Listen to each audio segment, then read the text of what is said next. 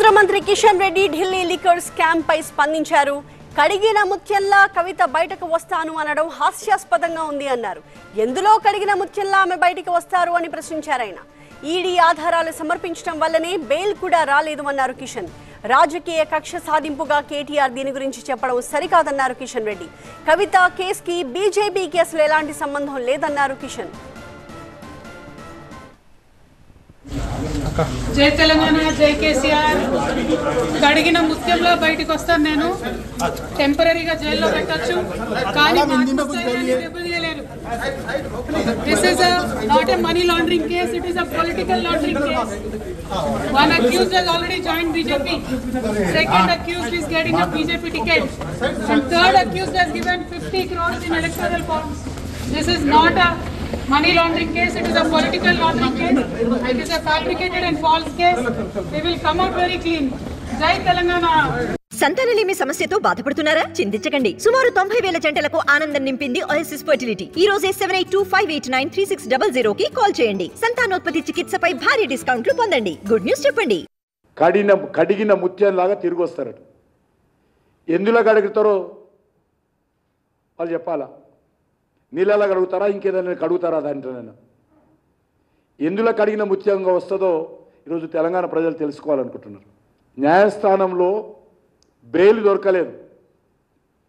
మొత్తం సాక్ష్యాలన్నీ చూసిన తర్వాత ఈడీ అనేక వివరాలు న్యాయస్థానం ముందు పెట్టిన తర్వాత అనేక రకాలుగా కవిత గారి న్యాయవాదులు వాదించినప్పటికీ కూడా బెయిల్ రాలేదు.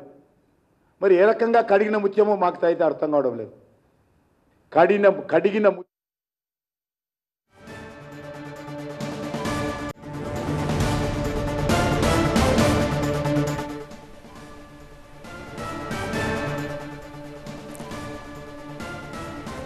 లిక్కర్ స్కామ్ కి సంబంధించి కవిత తాను కడిగిన ముత్యంలా బయటకు వస్తాను అని చాలా ధీమాగా చెప్పడానికి మంత్రి కిషన్ రెడ్డి హాస్యాస్పదంగా రియాక్ట్ అయ్యారు.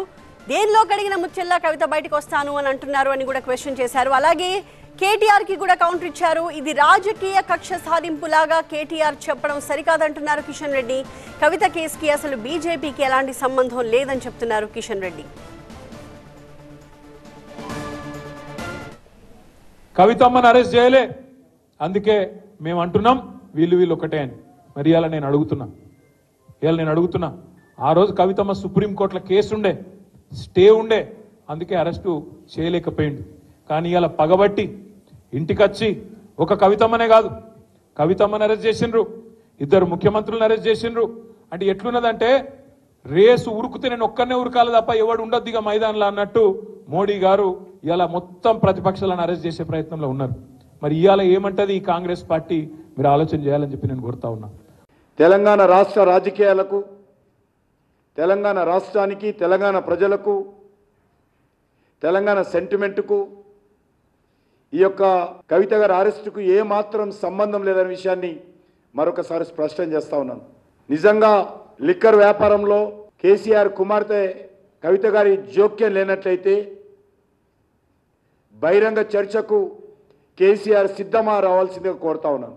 ఇది అక్రమ కేసే అయితే, ఇది రాజకీయపరమైనటువంటి కక్ష సాధింపు కేసే అయితే కేసీఆర్ బహిరంగ చర్చకు వస్తారా